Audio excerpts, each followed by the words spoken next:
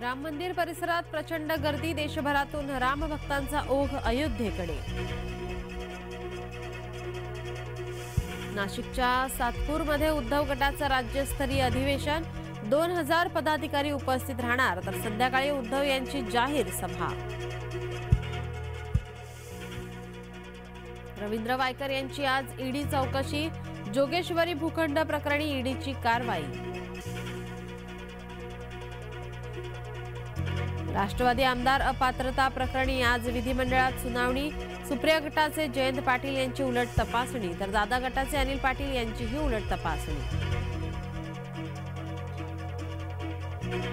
राज्य मागासवर्ग आयोगाकडून आजपासून मराठा समाजाचं सर्वेक्षण, 23 ते 31 जानेवारी दरम्यान 36 जिल्ह्यात सर्वेक्षण, तर 27 महानगरपालिकेत होणार सर्वेक्षण।